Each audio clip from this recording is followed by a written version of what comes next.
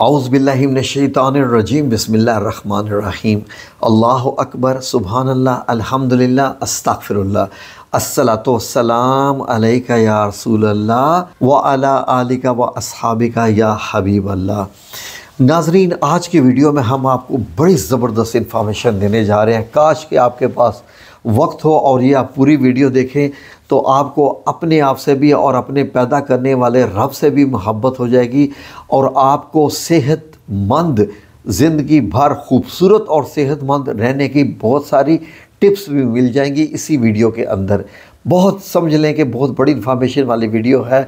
वक्त है तो ये वीडियो देखें, वरना यहीं स्टॉप कर दें, क्योंकि आपको लोगों को जो फॉरवर्ड करने की आदत होती है ना, उससे आप लोग बहुत कुछ मिस कर देंगे अगर इस वीडियो को आपने ज़रा भी फॉरवर्ड किया। तो नाज़रीन, अब तवज्जो के साथ सुनिए। क्या आप लोगों ने गौर किया कि दिन भर काम काज मसरूफ़ रहने के बाद आपको रात को जब इशा की नमाज़ पढ़ लेते हैं तो आपको ऊँघ आने लगती है। ये ऊँघ क्या चीज़ है? यानी नींद आने का जो इशारा ऊँघ आती है, ये क्या है बताते हैं आपको। आपने पानी में मछलियों को भी सोते हुए देखा है? जी हाँ।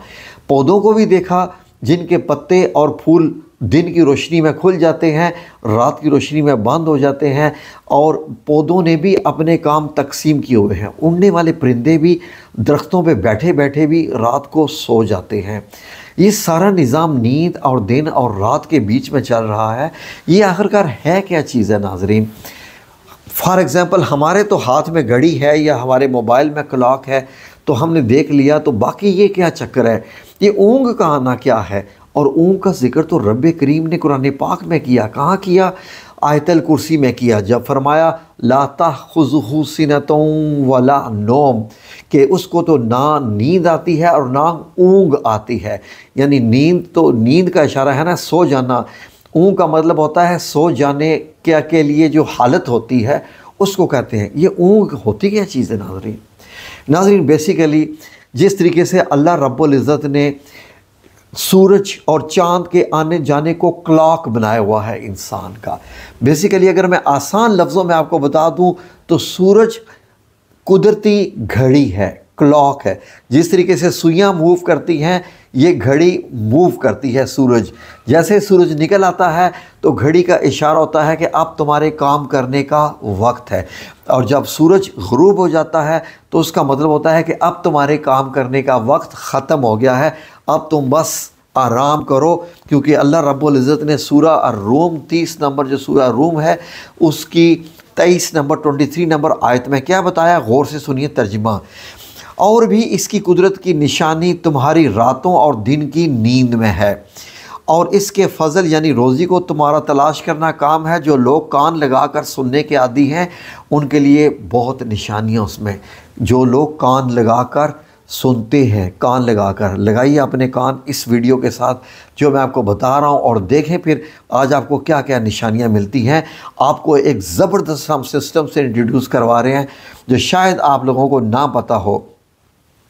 इसी तरीके से एक और आयत में भी अल्लाह रब्बुल इज़्ज़त ने क्या फरमाया कि रात की कसम जब वो छा जाए और दिन की जब वो रोशन हो जाए। एक और आयत में फरमाया सूरह यूनुस की आयत नंबर 67 में कि वही है जिसने तुम्हारे लिए रात बनाई ताकि उसमें सुकून हासिल करो, और दिन को आंखें खोलने वाला बनाया, बेशक इसमें सुनने वालों के लिए निशानी है। फिर सुनने वालों की बात की गई है। फिर सूरह बनी इसराइल की आयत नंबर 12 में क्या अल्लाह रब्बुल इज़्ज़त ने फरमाया है? गौर से सुनिए। और हमने रात और दिन को दो निशानियां बनाया है, फिर हमने रात को निशानी को मिटा हुआ किया और दिन को निशानी को देखने वाली बनाया ताकि तुम अपने रब का फजल तराश करो और तुम सालों की गिनती और हिसाब जान लो। और हमने हर चीज़ को खूब जुदा जुदा बनाया है, यानी सेपरेशन की है, क्लासिफिकेशन की है, कैटेगरीज बनाई हैं। जैसे एक ऑफिस में कैटेगरी होती है manager, clerk, officer, sales department, purchasing department, accounts department, cleaning department. ये सारी अल्लाह रब्बुल इज़्ज़त ने हमारे जिस्म में भी डिपार्टमेंट बनाए हुए हैं, जो मैं आपको बड़ी ज़बरदस्त चीज़ बताने जा रहा हूँ। ज़रा गौर से सुनिए। सूरह अन-नूर की आयत नंबर 44 का भी सुन लीजिए। अल्लाह रात और दिन को तब्दील फरमाता है, बेशक इसमें आँख वालों के लिए समझने का मकाम है। तो ये तो होगी कुरान करीम की आयत का तर्जुमा मैंने पेश किया। अब आइए नाज़रीन, आपको एक चीज़ बताने लगा हूँ कि ये जो ऊँग हमें आती है ये क्या चीज़ है, ये क्या चीज़ है। नाज़रीन, आपकी घड़ी आपको सुबह जगा देती है कि सुबह हो गई है, उठ जाओ काम करने के लिए। नाज़रीन, अल्लाह रब्बुल इज़्ज़त ने हमारे जिस्म के अंदर भी घड़ियाँ लगाई हुई हैं। ये घड़ियाँ सूरज के साथ साथ, ज़मीन की कशिश के साथ साथ और वक्त के साथ साथ अंदर चलती रहती हैं। इनकी प्रोग्रामिंग हो चुकी है। नाज़रीन, घड़ी ईजाद किए हुए कितना टाइम हुआ, बल्ब ईजाद किए हुए कितना टाइम हुआ। करोड़ों साल से ये दुनिया आबाद है, करोड़ों साल से यहाँ पर लोग रह रहे हैं और ये लोग आज तक बल्ब ट्यूबलाइट की रोशनी में नहीं रह रहे।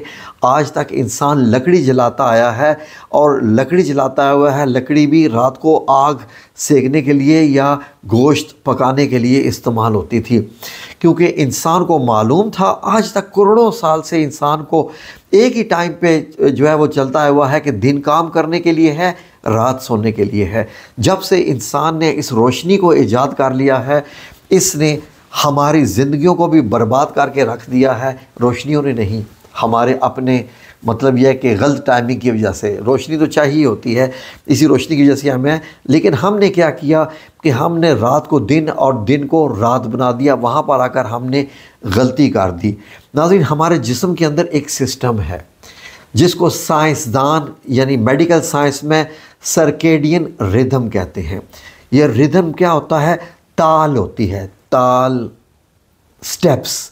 जैसे सेकंड की सुई चल रही होती है ना, इसको रिदम कहते हैं, क्लॉक। तो सर्केडियन रिदम ये क्या चीज़ है नाज़रीन?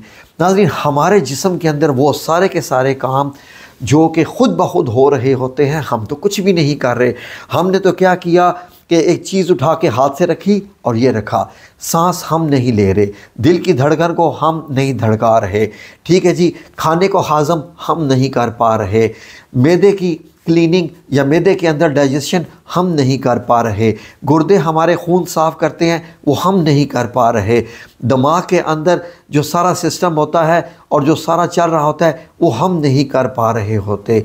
तो नाज़रीन, ये जो सारे सिस्टम है ये कौन कर पा रहा है, ये कौन कर रहा है? मैं तो सो गया, ये मैं सांसें लिए जा रहा हूँ, ये कैसे मैं सांस लिए जा रहा हूँ?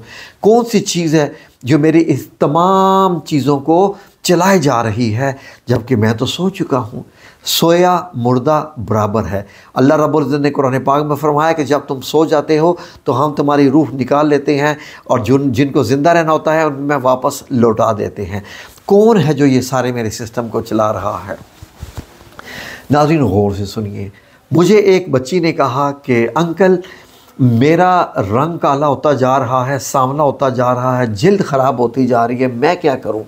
मैंने उस बेटी से कहा कि बेटे, आप ज़्यादा वक्त कार्टून देखने में लगाती हो, ज़्यादा देर आप सोती नहीं हो, नींद कम ले रही हो, जिसकी वजह से आपके स्किन की क्लीनिंग नहीं हो पा रही। कहती है अंकल, मेरी स्किन की क्लीनिंग का सोने से क्या ताल्लुक़ है? मैंने कहा कि मेरे मशवरे पे अमल करो और रोज़ाना रात को 10 बजे सो जाओ और सुबह 6 बजे उठ के तुमने 8 घंटे की नींद मुकम्मल करनी है, और बेशक फजर पढ़ के भी थोड़ा सो लो और फिर मुझे बताना। 1 महीने के बाद उस बच्ची ने बताया कि मेरा रंग इतना सफ़ेद हो गया है, स्किन सॉफ्ट हो गई है, उसकी क्या वजह है अंकल? मैंने तो खाली नींद ली है। तो मैंने उसको बताया कि बेटा, जब हम सो जाते हैं तो हमारे जिस्म का क्लीनिंग सिस्टम शुरू हो जाता है। ये क्लीनिंग सिस्टम ऐसे ही है जैसे ऑफ़िस में जब हम काम के ख़त्म करके ऑफिसर्स जो है काम ख़त्म करते हैं तो क्लीनिंग डिपार्टमेंट आ जाता है कि हमने अब सफाई करनी है ऑफ़िस की, अब आप जाइए अपनी अपनी कुर्सियों से उठ जाइए। तो क्लीनिंग वाले क्लीनिंग करते हैं, हर चीज़ को अपनी जगह तरतीब से रखते हैं। जब हम लोग सोते नहीं हैं तो हमारी पलकों के अंदर बसने वाले जो कीड़े हैं, छोटे छोटे से कीड़े हैं जिनको आप माइक्रोस्कोप से देख सकते हैं या और भी बड़े देख सकते हैं, वो कीड़े पलकों से निकल के हमारी स्किन के ऊपर घूमते हैं और डेड स्किन को वो खाते हैं, डेड स्किन को खाते हैं और नई स्किन वहाँ से निकलती है जो कि चमकदार और शाइनी होती है, जिसकी वजह से हमारी स्किन भी चमकदार हो जाती है, रंग भी गोरा हो जाता है। तो मैंने कहा बच्चे, वो तुम कीड़ों को मौका नहीं दे रही तो वो कीड़े क्लीनिंग नहीं कर पा रहे। तो फिर उसको समझ आया, फिर जो मैंने उसको बताया कि ये देखो ये होते हैं कीड़े। इस तरीके से नाज़रीन हमारे जिस्म की मेंटेनेंस चलनी होती है, हमारे अंदर हमारे जो निज़ाम हैं, गुर्दों ने सफाई करनी होती है, आंतों के अंदर सिस्टम है, मैदे के अंदर सिस्टम है, दिमाग ने आपको रेस्ट देनी होती है, फिर इम्यून सिस्टम आपका जो आपके मुकम्मल जिस्म की जो है इम्यूनिटी बढ़ाता है, हर किस्म की आपके जिस्म की जो तोड़ फोड़ होती है वो उसको ठीक करता है। ये सारे के सारे सिस्टम उसी वक्त काम करते हैं जब आप सो चुके होते हैं। जब आप सोते नहीं हैं तो सर्केडियन रिदम है वो अपना काम नहीं कर पा रहा होता। यही वजह है कि जो लोग अपनी नींद को पूरा नहीं करते और मोबाइल और कंप्यूटर में लगे रहते हैं, इंटरनेट पे बिज़ी रहते हैं, सुबह उठते हैं तो वो सुस्त होते हैं, उनकी जिस्म में सुस्ती होती है, उन्होंने अपना जो है वो उनकी इम्यूनिटी पूरी नहीं हो चुकी होती, इसलिए वो थके के थके ही रहते हैं, जिस वजह से उनकी सेहत भी ख़राब होना शुरू हो जाती है, दिल की बीमारियां भी लग जाती हैं। नाज़रीन ये सर्केडियन सिस्टम हमारे जिस्म का अंदरूनी जो है वो घड़ी होती है जिसको क्लॉक कहते हैं। ये 24 घंटे का साइकिल होता है जो नींद की मामूलात को जो है वो फ़ाल करता रहता है और इसको मेंटेन रखता है। नाज़रीन एक और मैं वीडियो बनाऊंगा जिसमें सिर्फ़ और सिर्फ सर्केडियन सिस्टम के बारे में बताऊंगा ताकि आप मज़ीद इसके बारे में जान सकें कि ये क्या है, तो आपको पता चलेगा कि आजकल गुर्दे फेल, जिगर ख़राब, मैदे ख़राब, दिल नाजुक हो चुके हैं और दिल की बीमारियां लग रही हैं, फेफड़े ख़राब हो गए, गुर्दे ख़राब हो गए, मसाने ख़राब हो गए, रात को बार बार उठना पेशाब के लिए वग़ैरह वग़ैरह वग़ैरह वग़ैरह, कितनी बीमारियां हर वक्त, जोड़ों में दर्द, पट्ठों में दर्द, ये सारी चीज़ें क्यों हैं? क्योंकि सर्केडियन रिदम अपना काम नहीं कर पा रहा। उसके लिए और क्या क्या हमें करना पड़ेगा हम आपको अगली वीडियो में बताएंगे इंशाअल्लाह बिइज़्निल्लाह ताला। जज़ाकुमुल्लाह खैर। अल्लाह आप सब लोगों को अपनी हिफ्ज़-ओ अमान में रखे। अल्लाह का बनाया हुआ सिस्टम है, उसको हम फॉलो करेंगे, हम हर लिहाज से ठीक रहेंगे इंशाअल्लाह।